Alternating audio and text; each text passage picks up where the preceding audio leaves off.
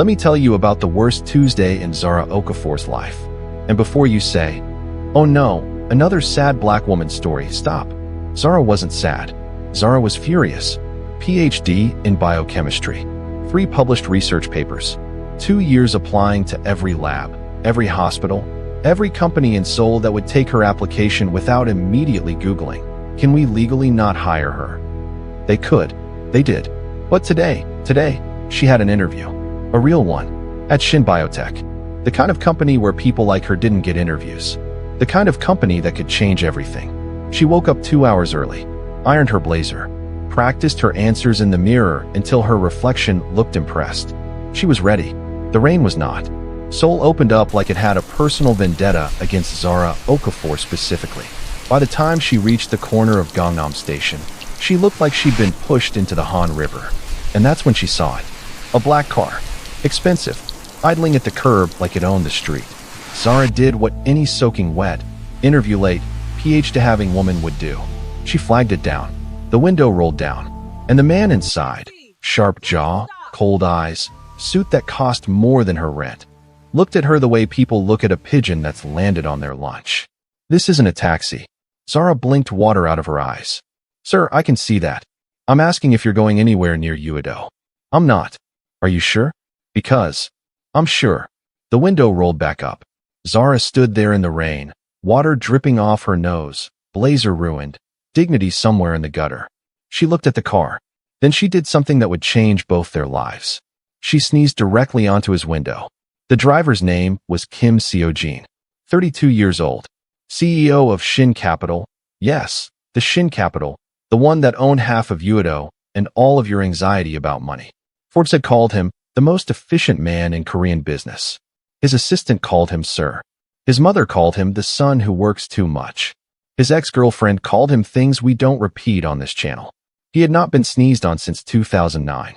He remembered. Driver. Stop the car.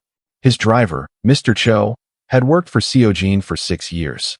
He had seen many things. He had said nothing about many things. But even Mr. Cho's eyes flickered to the rearview mirror right now. "Sir." I said stop. The car stopped. Seo-jin stepped out into the rain, which, fine, was his first mistake, and walked back to where Zara was now trying to wipe his window with her sleeve, making it significantly worse. "What are you doing?" "Cleaning it." "You're welcome. You sneezed on my car. You let me stand in the rain. I don't know you. And now you do. Hi. I'm Zara. Your window is cleanish. Goodbye." She turned to leave. "Where are you going?" "To find a taxi.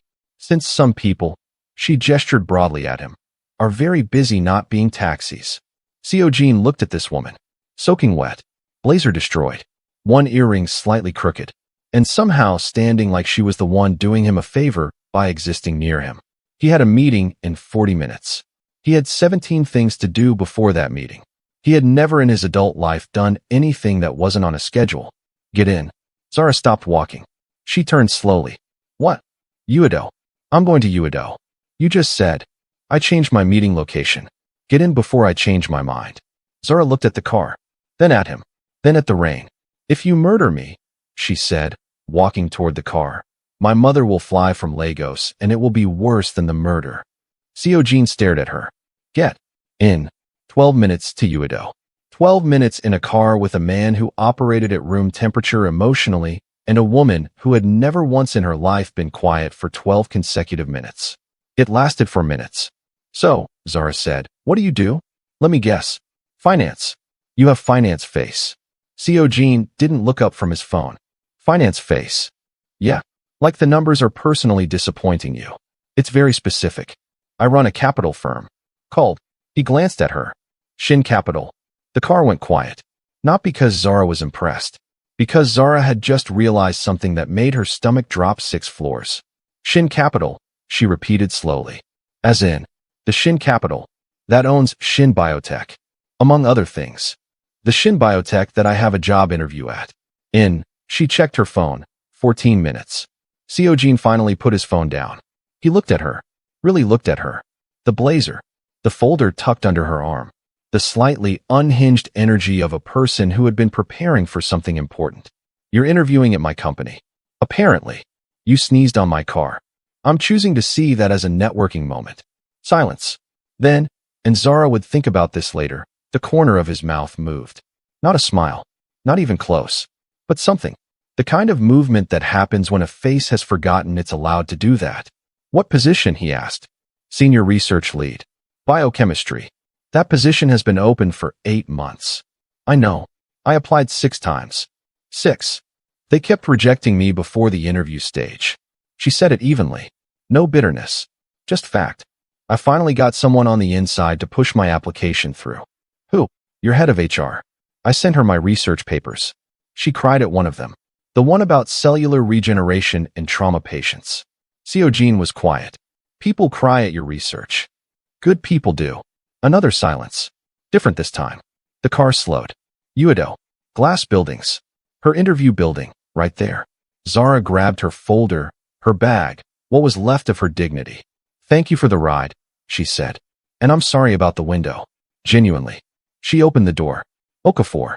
She stopped. He hadn't asked her last name. She hadn't told him. She turned slowly. Seojin was looking at her with an expression she couldn't fully read. Calculating. But also something else. You said they rejected you 6 times before the interview stage. Yes. Did you wonder why? Her jaw tightened. Every day. He held her gaze. It was my directive. I told HR to filter applications from foreign researchers. I thought the language barrier would slow the team down. The air left the car. Zara's hand tightened on the door. You, she said quietly. You were why. Yes. She didn't scream. She didn't cry. She stood very still, in her ruined blazer, rain still drying on her face, and looked at Kim Seojin like she was deciding something. Good, she finally said. Then I'll make sure the interview is so good you have to hire me anyway. And then every single day I come into that building, you'll know you almost stopped it. She stepped out. The door closed. Seojin sat in the silence of the car. Mr. Cho, who had witnessed everything and said nothing, looked in the rearview mirror. To the office, sir? Seojin was still looking at the building she'd walked into. Yes. He picked up his phone. Put it down. Picked it up again. Then he did something he hadn't done in 6 years of running a company. He called HR himself. The interview for senior research lead. Who's conducting it? Mr. Park, sir. Tell Mr. Park I'll be sitting in. Silence on the line. Sir. Did I stutter? The conference room was cold. Zara had fixed her earring in the elevator. Fixed her blazer in the bathroom. Fixed her face somewhere between the lobby and the 14th floor. She could not fix the fact that Kim Seojin walked into her interview 7 minutes after she sat down, set a coffee on the table like he lived there, and sat at the back of the room without a word. Mr. Park looked like he wanted to evaporate. Zara looked at Seojin. Seojin looked at his coffee. Miss Okafor, Mr. Park started carefully. Thank you for coming in. Should we begin? Please, Zara said. And y'all. This woman interviewed like she had nothing to lose and everything to prove, which, if you've been paying attention, she did. Every question, she answered before Mr. Park finished asking it. Her research, her methodology, the gap in Shin Biotech's current cellular study that she had identified from their publicly available data alone. She had found a gap in their research from the outside. Mr. Park was typing so fast his fingers were blurring. At the back of the room, Seojin had stopped looking at his coffee. He was watching her the way people watch something they didn't expect to be remarkable, slightly annoyed that they're impressed. Then Mr. Park asked the question. Miss Okafor, this role would require you to lead a team that is entirely Korean-speaking. How would you navigate that? Zara smiled. Then she answered the question. In Korean. Fluent. Academic. Precise. The kind of Korean that takes years. Mr. Park dropped his pen. A junior HR associate in the corner made a sound.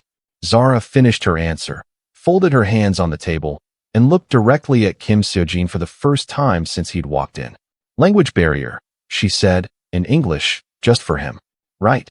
The room was silent. Seojin stood up. Everyone braced. We'll be in touch, Miss Okafor, he said. His voice was completely unreadable. He walked out. Zara exhaled. Mr. Park leaned forward. Miss Okafor, do you know our CEO? We met briefly, she said. In the rain. That evening, Zara's phone buzzed. Unknown number. She almost didn't answer. She almost let it go to voicemail. She answered. Miss Okafor. She knew the voice immediately. Low. Measured. Zero warmth, and somehow still impossible to ignore. Mr. Kim, you start Monday. Her heart stopped. Started. Stopped again. The position is yours. Full package. Details will be emailed tonight. A pause. And Okafor. Yes. My directive about foreign researchers. It's been reversed. She didn't say anything for a moment. Then, was that an apology? The longest pause of her life. Don't be late on Monday. He hung up. Zara sat in her apartment. Small, loud neighbors. One window that never fully closed, and stared at her phone. She called her mother. Mama. Zara. How was the interview? I got it. Screaming. Actual screaming from Lagos. But Zara was barely listening. Because her mind was on a car window. And a cold voice. And a corner of a mouth that had almost become a smile. She shook her head. He's your boss, she told herself out loud. Your very cold, very rich, very problematic boss who almost blocked your entire career. She nodded. Firm. Decided.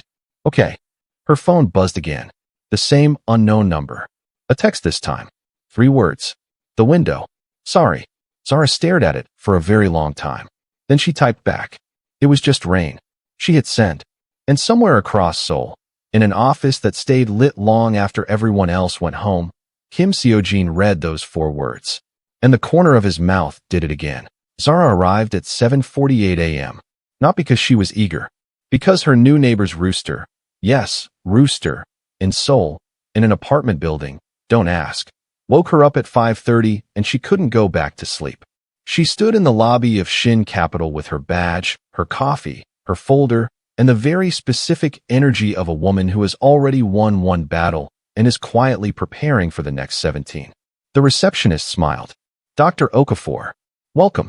Mr. Kim asked that you be shown to your office first before the team introduction. Zara paused. He asked specifically. Yes, ma'am. She followed the receptionist to the 11th floor. The office was not what she expected. It was good. Really good.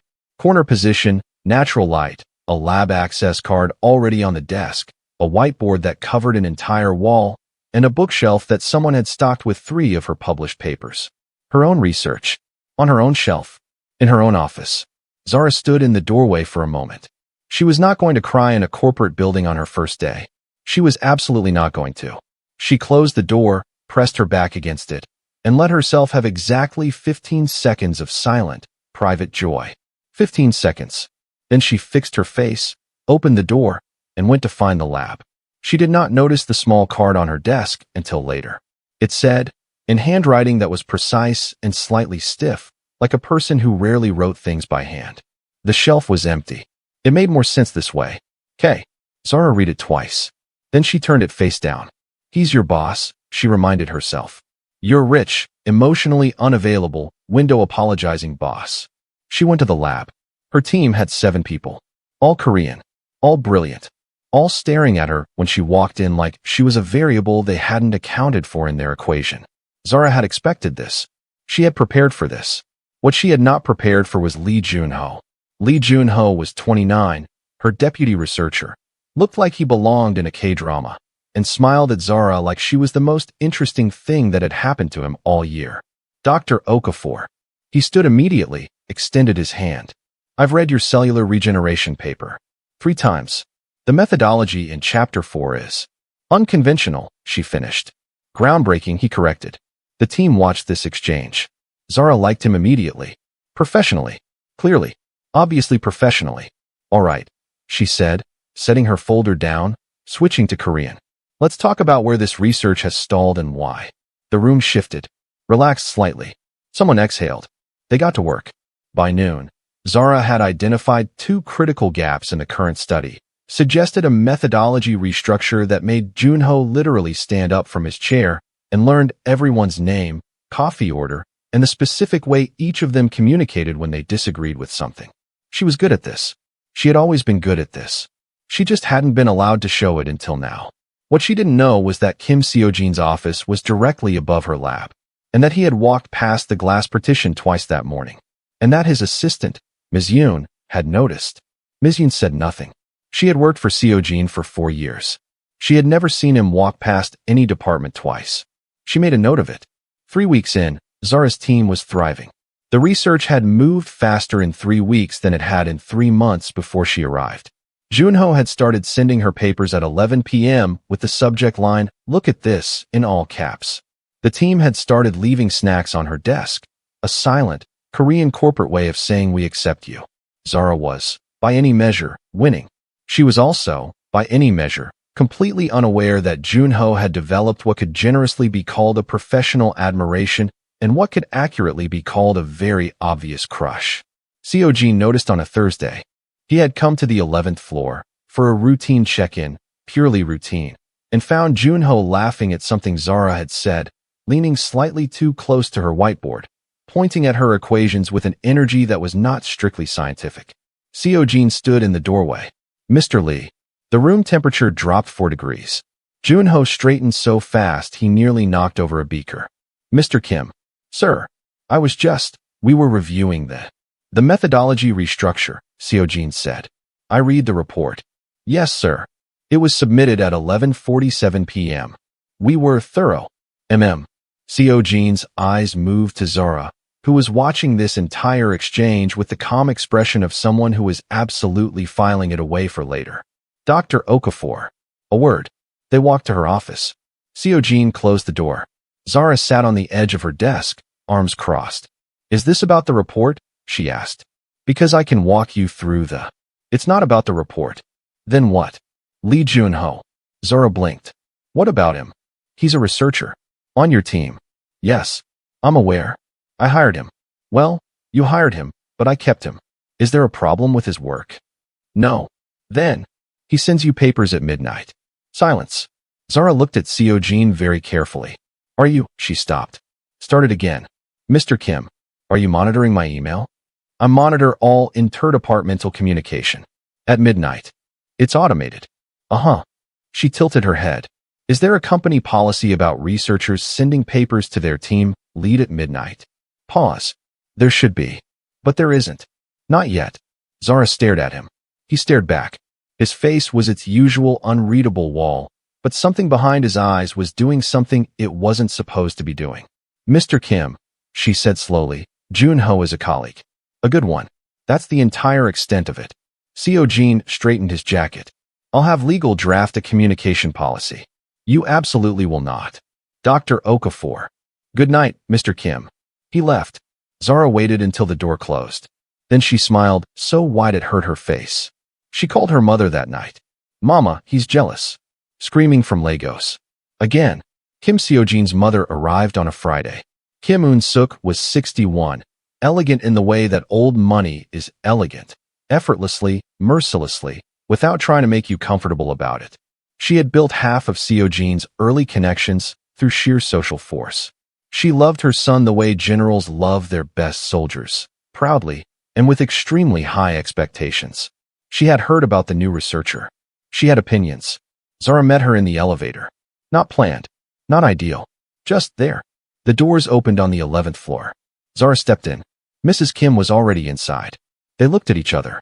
"Dr. Okafor," Mrs. Kim said. She already knew her name. That itself was a statement. "Mrs. Kim." Zara smiled. "It's nice to meet you." Mrs. Kim looked at her the way customs officers look at a passport, thoroughly, and with authority. "You're the one who sneezed on my son's car." Zara's smile didn't waver. "He told you that?" "He didn't have to. I have sources." A pause. "You're also the reason he reversed the foreign researcher policy. He made that decision himself. After meeting you." The elevator moved. Zara watched the numbers. "Mrs. Kim, I'm just here to do good research." The older woman studied her profile. "My son has not reversed a policy in 6 years of running that company. He does not change his mind. He does not apologize." Another pause. "He texted you an apology." Zara said nothing. "I don't know if you're good for him," Mrs. Kim said. "I'm not sure yet. But I noticed things. And I noticed that my son has walked past your lab 4 times this week." The elevator stopped. 11th floor. Zara stepped out. She turned. "Mrs. Kim, for what it's worth, I noticed things too." The doors closed. Zara stood in the hallway, heart beating slightly faster than normal, face completely calm. She was fine. She was absolutely fine. Junho appeared from the lab. "Dr. Okafor, the cultures are ready for. Are you okay? Did you know his mother has sources?" Junho's face went pale. "Everyone knows that. Nobody told me that." Nobody survives telling people that. It happened 6 weeks in. The board meeting. Quarterly review. Zara had been asked to present her team's progress, a significant ask for someone only 6 weeks into the role. She prepared for 2 weeks, built the entire presentation herself, had Junho review it 4 times, knew every slide, every number, every counter-argument. She walked into that boardroom ready.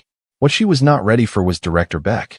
Director Beck was 67, senior board member, had been against the foreign researcher policy reversal from the beginning, and had the specific energy of a man who had never been told no by someone who looked like Zara.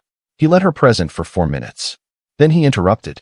Mr. Kim, with respect, how are we confident in research led by someone still learning our systems? Someone who, 6 weeks ago, was not even considered qualified to walk through our doors. The room went still. Zara stopped mid-sentence. She looked at Director Beck. Then she looked at Seo Jin, sitting at the head of the table, face unreadable. And he said nothing. Not immediately. Not in the 2 seconds that felt like 2 years. He was reading something. His pen moved. He didn't look up. And in those 2 seconds, something in Zara's chest closed. She finished her presentation. Professionally. Completely. Not one crack in her voice. She thanked the board. She left. She went to her office. Sat down. Stared at her whiteboard covered in work she believed in. Then she opened her laptop and started typing her resignation letter. She got 3 paragraphs in before her door opened. She didn't look up. Junho, I need a minute. It's not Junho. She looked up. Seo Jin stood in the doorway. She turned back to her laptop. I'm busy. Zara. First name. He had never used her first name. She stopped typing. You didn't say anything, she said quietly. Still not looking at him. He questioned my entire presence in that room, and you sat there and... I was letting him finish. You let him finish for a long time, Mr. Kim. Because what I had to say required him to be done first. She finally looked at him. Seo Jin walked to her desk, set his phone down in front of her. On the screen, an email. Sent to the full board, 14 minutes ago, while she was still presenting. She read it. It was 3 paragraphs. Direct. Surgical. The kind of writing that came from someone who had spent years learning how to end arguments permanently. He had addressed every one of Beck's points before Beck had finished making them. He had cited her research, her methodology, her team's 6-week progress against a 12-month benchmark. He had noted, with the quiet devastation of a man who chose words like weapons, that Director Beck had voted against 3 other initiatives in the past year that had since become the company's top performers. The final line read, Dr. Okafor's presence in this company is not a question open to the board for debate. It was my decision. I stand by it entirely. Zara read it twice. She looked up at him. You wrote this during my presentation. I wrote most of it last night. Last night. I knew he was going to do it. He's done it before. To others. She swallowed. You could have warned me. I could have. A pause. You didn't need it. You presented like you'd been in that room for 10 years. I didn't want to put doubt in your head before you walked in. The resignation letter was still open on her screen. He glanced at it. Said nothing about it. Close that, he said quietly. Please. Zara looked at him for a long moment. Then she closed it. It was raining the night, everything shifted. Not dramatically. Not a storm. Just Seoul rain, steady and quiet, the kind that makes the city look like it's been washed clean. Zara was leaving late. She often did. The lobby was almost empty when she pushed through the glass doors and stopped on the steps, looking at the rain, realizing she'd left her umbrella upstairs, and she was not going back up. You forgot your umbrella. She turned. Seo Jin was standing behind her. Coat on. His own umbrella in his hand, already open. I know, she said. I'll survive. You'll get soaked. I survived last time. He stepped forward and held the umbrella over both of them. They stood there on the steps in the rain, close, quiet, the city humming around them. I owe you more than a text, he said. She glanced up at him. For the window? For the 6 rejection letters. Zara was quiet. It wasn't just policy, he continued. I was protecting something. The company, I told myself. The team dynamic. The efficiency. He paused. It was easier than admitting I was afraid of what I didn't understand. That's a very honest thing to say. I'm working on honesty. She smiled, slow real. How's that going? Difficult. I don't recommend it. She laughed. He watched her laugh the way people watch something they can't stop looking at. Zara. I reversed the policy because it was wrong. A pause. I hired you because your research made someone cry. Another pause, longer. I wrote that email last night because the thought of you leaving, because of him, because of anything, was not something I was willing to accept. The rain fell. She looked at him. That sounds like more than a professional interest, Mr. Kim. It is. She held his gaze. You know this is complicated. Everything worth it is. Your mother is going to have opinions. She already does. She told me you had good instincts. He paused. For her, that's a proposal of allegiance. Zara laughed again. He smiled this time. Full, unhurried. The kind of smile that had been locked somewhere for years and had just now found the key. She'd known, somewhere, that his face could do that. She was glad she stayed long enough to see it. I sneezed on your car, she said softly. Best thing that ever happened to it. She shook her head. You're terrible at this. I told you. I'm working on it. She stepped closer, out of habit or choice or something she wasn't going to analyze right now. Then work on it, she said. I'll be here. The umbrella. The rain. The city. Kim Seo-jin, who had not changed his mind about anything in 6 years, had changed everything in 6 weeks. And Zara Okafor, who had knocked on this world's door 6 times and been turned away, was finally, undeniably, exactly where she was supposed to be. Some people come into your life like a disruption. They sneeze on your window. They answer your interview in your own language. They close a resignation letter because you say please. And somewhere between the rain and the boardroom and the text you send at midnight pretending it's just business, you realize the disruption was never the problem. The problem was the door you had closed before they even knocked. Kim Seo-jin opened it. 6 letters too late, but right on time.